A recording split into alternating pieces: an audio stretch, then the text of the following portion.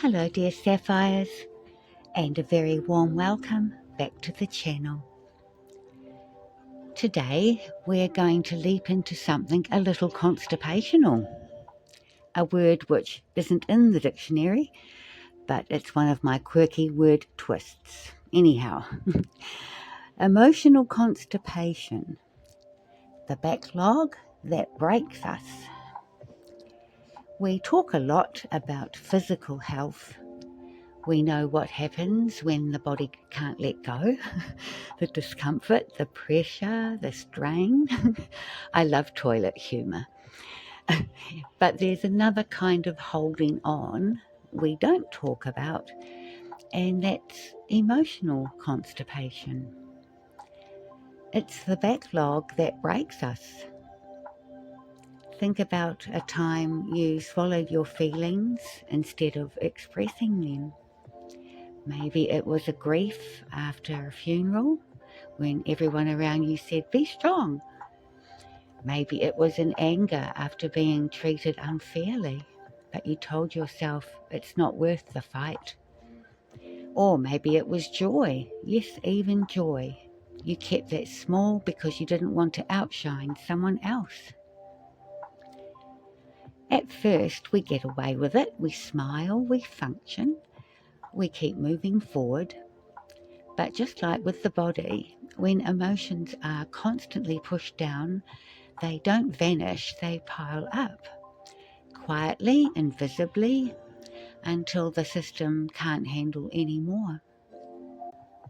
So why bottled emotions lead to breakdown? Think of emotions as energy currents. They're designed to move through us. Anger sharpens boundaries. Sadness softens the heart. Fear keeps us alert. And joy connects us. Each one has a purpose. When they're bottled, the energy doesn't disappear, it reroutes. Sometimes it leaks out as headaches, stomach aches, or exhaustion. Other times it explodes in ways that don't fit the moment, like tears over something small, shouting when you didn't mean to, or a sudden wave of numbness that feels like depression.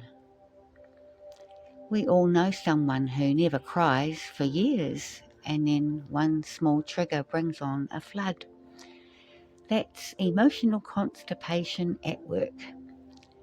Or the person who insists they're fine until one day they collapse with burnout. A couple of examples of everyday emotional constipation are within families. The child who's told, "Don't cry, toughen up." Those tears don't vanish.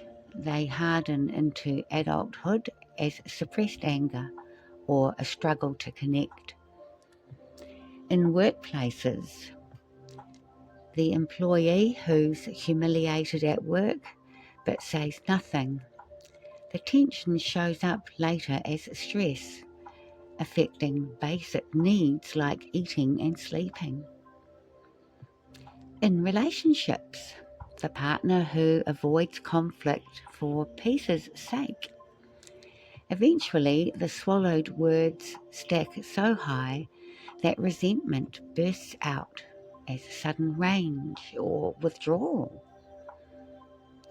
In caregiving, the person who carries everyone else's load but never admits their own exhaustion. Emotional constipation here often leads to breakdown in the form of health crashes or deep fatigue.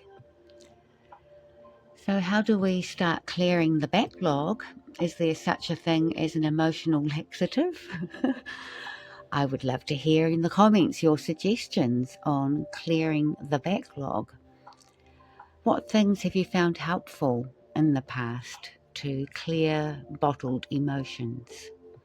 So far I've got notice what you've been holding, Ask gently, what emotions do I avoid? What am I afraid will happen if I let them out?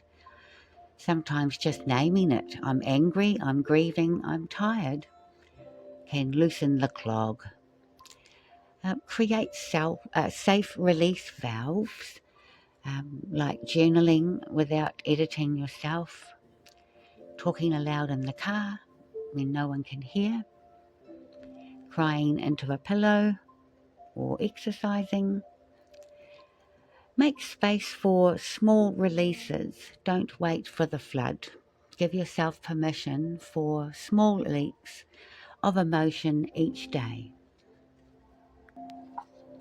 A 5-minute release, a few lines of raw writing, or a safe conversation with someone you trust. Reframe feeling as strength. Emotions aren't weakness, they're survival tools. By letting them move, you're keeping your inner system flowing, preventing the backlog from building into crisis. So if you've been carrying too much, be patient with yourself. Clearing emotional constipation takes time. Sometimes it's one release at a time, layer by layer, but you deserve that lightness and you'll get there. Because emotions are not our enemies, they are messages. And when you let them flow, you don't break down, you break through. Yippee! Righto, wishing you all a fab rest of your day. Lots of love, and bye for now.